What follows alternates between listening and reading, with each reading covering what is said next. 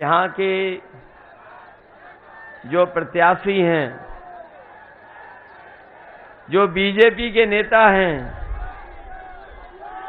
जो स्टूल वाले मंत्री हैं,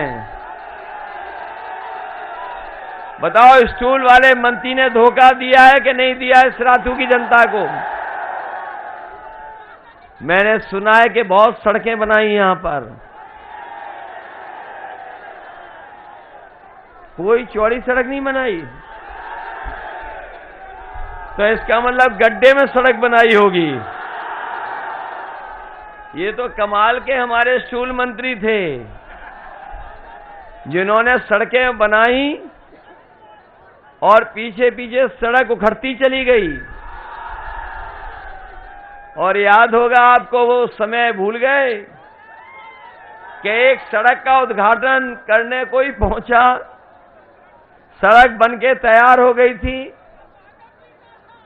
और जब नारियल लेकर के उसका उद्घाटन होने को गया और जब नारियल सड़क पे फोड़ा गया, नारियल नहीं फूटा, सड़क टूट गई। ये कैसे स्टूल मंत्री हैं? कौन से स्टूल पे बैठते हैं?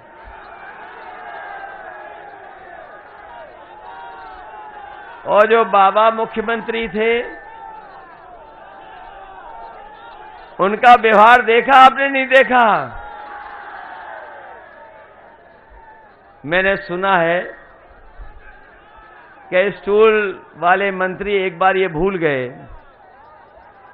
कि वो स्टूल वाले मंत्री हैं। वो जाकर के मुख्यमंत्री के कार्यालय में बैठ गए जाकर के, क्योंकि मुख्यमंत्री वहां नहीं थे, इसलिए स्टूल वाले मंत्री ने अपनी तख्ती भी लगा ली और वहां पर मीटिंग भी कर ली। मीटिंग में डीजीपी और मुख्य सचिव भी बुला लिए।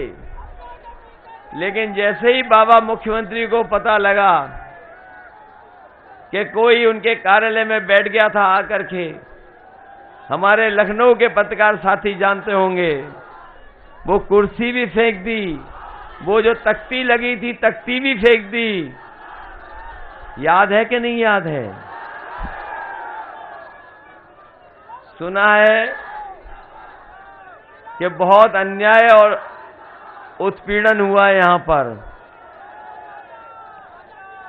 सुना है कि सरकार का घमंड और सरकार के अहंकार में बहुतों के साथ अन्याय हुआ है। अगर जनता ने किसी को जिता दिया तो इन्होंने सरकार के माध्यम से उसका वोट छीन लिया। याद है जिला पंचायत का चुनाव, ब्लॉक मुखी का चुनाव, क्या जनता ने जिताया था भारतीय जनता पार्टी को? इन्होंने वोट की लूट की थी कि नहीं की थी?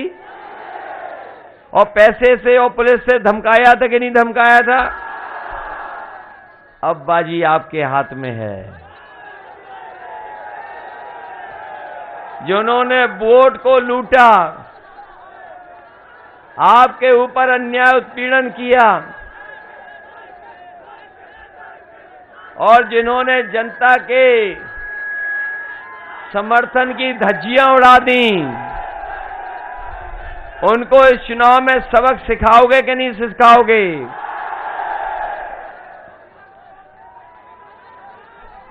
ये लगता है सिराथू की जनता तो एकदम मन बना के बैठी है। और हमारे मंजनपुर विधानसभा के लोग भी यहां पर हैं। ये तो लगता है इस बार पूरा का पूरा जिला समाजवादी होने जा रहा है।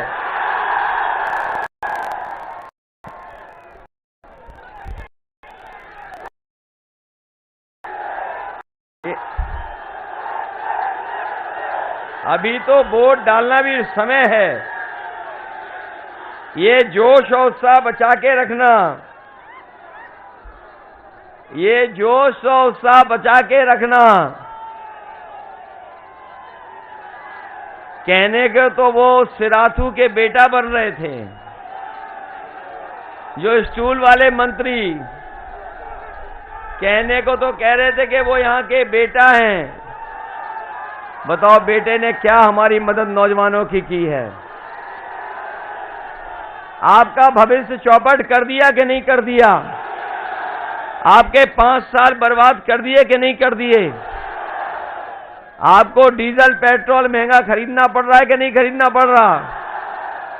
ना आपका ट्रैक्टर चल पा रहा है, ना मोटरसाइकिल चल पा रही है। सिलेंडर महंगा हो गया कि नहीं हो गया? पहले सिलेंडर सस्ता था। ये डोर टू डोर कैंपेन कर रहे थे, घर घर जाकर के प्रचार कर रहे थे।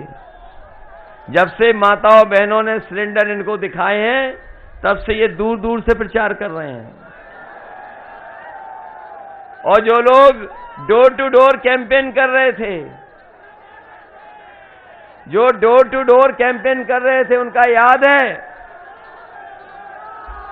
याद है कि नहीं याद है? थूक लगा करके पर्चा बांट रहे थे, थूक लगा करके पर्चा। और इस बार तो वो 12वीं और इंटर में घबरा गए। बताओ, 12वीं में और इंटर में घबरा गए कि नहीं घबरा गए? अरे शुक्र है, कहीं उन्होंने ऐसा तो नहीं कहा कि इंटर पास करने के बाद जो 10वां पास करेगा उसे लैपटॉप देंगे। और जब से ये बयान लोग सुन रहे हैं, लोग लैपटॉप वाला बयान जो ये वाला था, जब से ये सुन रहे हैं, तब से लोग लोटपोट हो जा रहे हैं कि बताओ 12वें के बाद जब इंटर कर लोगे तब आपको लैपटॉप मिलेगा। शुक्र है इस बात का कि उन्होंने ये नहीं कहा कि इंटर के बाद जब 10वां पास कर लोगे तब आपको लैपटॉप मिलेगा। और हमारे बाबा मुख्यमंत्री ने तो बहुत बांटे। लखनऊ में स्टेडियम में भर करके बांट दिए सबको। बताओ कौशाम्बी, ये सिराथू और मंजनपुर के नौजवानों, आपको लैपटॉप मिल गया कि नहीं मिल गया? सुना है उन्होंने स्मार्टफोन भी बांटा। ये जो स्मार्टफोन हमें दिखाई दे रहा है, कहीं वही तो नहीं बाबा मुख्यमंत्री वाला? हम तो पहले ही कहते थे कि हमारे बाबा मुख्यमंत्री लैपटॉप नहीं चला पाते हैं। और मुझे नहीं लगता कि ये स्टूल वाले मंत्री भी चला पाते होंगे।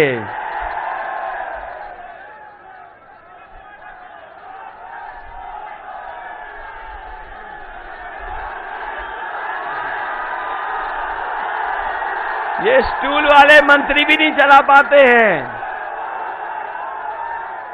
और हमारे लोगों ने वो तस्वीर तो देखी होगी अपने बाबा मुख्यमंत्री की,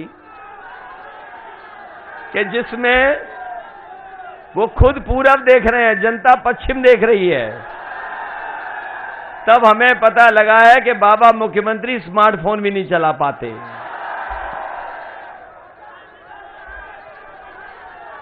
क्या स्मार्टफोन चला लेते हैं कि नहीं चला पाते हैं? इधर हमारे बाबा मुख्यमंत्री जो हैं, जो खुद पैदल पैदल हो गए हैं, जो बाबा मुख्यमंत्री हैं जो खुद पैदल पैदल हो गए हैं, जो खुद पैदल हो गए हैं, तो बताओ वो स्टूल वाले मंत्री को क्या देंगे? जो खुद पैदल हो गए हों, वो स्टूल वाले मंत्री को क्या देंगे? और इधर मैंने सुना है कि जहां भी जा रहे हैं हमारे बाबा मुख्यमंत्री, वो ये कह रहे हैं कि हम 12 बजे सो के उठते हैं। और जब से उन्होंने मुझे कहा है कि 12 बजे सो के उठता हूं, तब से हमने भी नजर रख ली है अपने बाबा मुख्यमंत्री के घर पर। और इधर जब मैं देखता हूं कई बार शाम को, तो वहां से धुआं उड़ता नजर आता है। और अभी कुछ दिन पहले मैंने देखा कि पुताई वाले कुछ जा रहे थे। मैंने पुताई वालों को रोका कि कहां जा रहे हो? तो उन्होंने बोला कि हम मुख्यमंत्री आवास में जा रहे हैं, वो जो काले धुएं के धब्बे लग रहे हैं उसको मिटाने। तो इसका मतलब बाबा मुख्यमंत्री जा रहे हैं कि नहीं जा रहे हैं? जो धुएं के धब्बे अभी मिटाने लगे, तो इसका मतलब उनकी सरकार बनने वाली नहीं है। और कुछ लोगों को पता होगा कि 11 तारीख की उन्होंने टिकट बुक कर ली अपनी गोरखपुर वाली। इसलिए ये जो स्टूल वाले मंत्री हैं, यहाँ के जो बेटा बन रहे थे, उन्होंने धोखा दिया कि नहीं दिया? इसलिए समाजवादी पार्टी ने इस जिले की बहू को उतारा है आपके बीच में। बताओ, बहू का सम्मान करोगे कि नहीं करोगे? और हम आपको भरोसा दिलाते हैं, जब हम सरकार में थे तो कहीं काम में भी हमने इस जिले को पीछे नहीं छोड़ा होगा। हमसे किसी ने सड़क नहीं मांगी मुख्यालय जोड़ने के लिए। मैंने चौधरी वाली सड़क से इसका मुख्यालय जोड़ने का काम किया। अगर उससे पहले किसी ने काम किया होगा, इस जिले के विकास को आगे बढ़ाने का काम किया होगा, तो आपके दूसरे प्रत्याशी हैं जो इंद्रजीत सरोज जी हैं, इन्होंने इस जिले का विकास करने का काम किया होगा।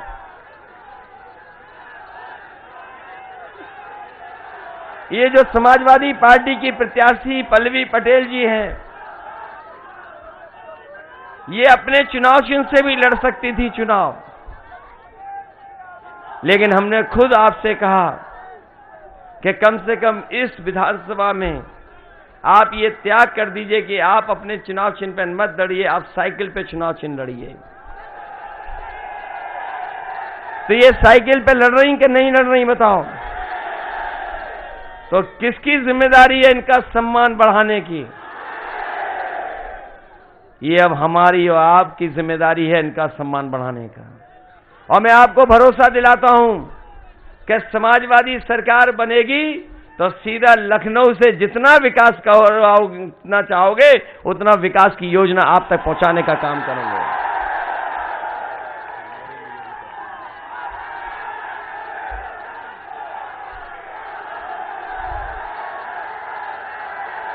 आपको ये भरोसा है कि नहीं है? और मुझे वो समय याद है जिस समय हम पार्टी को बढ़ाना चाहते थे, और मैं चाहता था कि और लोग भी पार्टी में जुड़ जाए, पार्टी के साथ खड़े हो जाएं। मुझे खुशी है इस बात की कि जिस समय समाजवादी पार्टी में शुरुआती दौर में अगर कोई आकर के समाजवादी पार्टी को बढ़ाने का काम किया और समाजवादी परिवार को बढ़ाने का काम किया, तो इंद्रजीत सरोज जी और उनके साथ बड़ी संख्या में लोग आए। और जिस दिन से आप आए उस दिन से याद कीजिए, समाजवादी पार्टी में लगातार लोग जुड़ रहे हैं कि नहीं जुड़ रहे हैं। इसीलिए मैंने छोटे छोटे दल, जो क्षेत्रीय दल है, उनको साथ लाने का काम किया। हमें अगर सुहेल देव पार्टी को लाने का मौका मिला तो ओम प्रकाश राजभर जी को भी लेके आ गए, जो आपकी प्रत्याशी है। और यहाँ की बहू, उनकी माताजी भी आपके बगल में चुनाव लड़ रही हैं, आदरणीय राज माता जी, वो भी चुनाव लड़ रही हैं। उनका भी दल आपकी पार्टी के दल के साथ जुड़ गया। स्वामी प्रसाद मौर्य जी भी आ गए। बताओ, स्वामी प्रसाद मौर्य जी आ गए आपके साथ कि नहीं आ गए? दारा सिंह चौहान आ गए कि नहीं आ गए? संजय चौहान की पार्टी आपके साथ आ गई कि नहीं आ गई? और जहां से शुरुआत हुई थी चुनाव, बताओ, आरएलडी ने और समाजवादी पार्टी ने मिलकर के भारतीय जनता पार्टी की खटिया खड़ी कर दी ने कि नहीं कर दी? हम लोगों ने कोशिश करके सबको स्थान, सबको सम्मान देने की नीति अपना करके सबको साथ लाने का काम किया है। मैं जानता हूं कि यहाँ के जो प्रत्याशी भारतीय जनता पार्टी के स्टूल मंत्री कुछ भी कर सकते हैं। ये मानते हो कि नहीं मानते हो? तो जो स्टूल मंत्री हैं,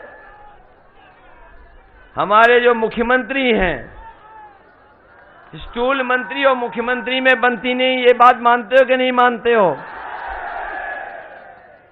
वो इसलिए नहीं बनती है कि मुख्यमंत्री चाहते हैं इधर बुलडोजर चले, और स्टूल मंत्री चाहते हैं यहां पर बुलडोजर चले। वो बुलडोजर वो वाला नहीं, तोड़ने वाला, सड़क बनाने वाला। मुख्यमंत्री चाहते हैं कि ठेका इनको दे दो, स्टूल मंत्री कहते हैं ठेका इनको दे दो। बताओ झगड़ा है कि नहीं है? एक सड़क उद्घाटन हुई थी, याद कीजिए, जिसमें दिल्ली से कैंची आई थी, लखनऊ से फीता गया था, जिसमें हवाई जहाज सड़क पर उतरा था, वो समाजवादियों की देन थी। जो सड़क बनी थी पूर्वांचल एक्सप्रेसवे, वो समाजवादियों की देन थी। बताओ वहां पर ये स्टूल मंत्री पहुंच पाए थे कि नहीं पहुंच पाए थे? क्योंकि ये अपना स्टूल ठीक कर रहे थे, इसलिए सड़क के उद्घाटन में नहीं जा पाए। मैंने सुना है सरकार में रहकर के इन्होंने बड़ा रुतबा पैदा किया है। हम लोग तो वैसे ही बदनाम हो गए, लेकिन सुना ये है कि इनके परिवार के लोगों ने किसी को नहीं छोड़ा। ये गुब्बारा भी कह रहा है हाँ।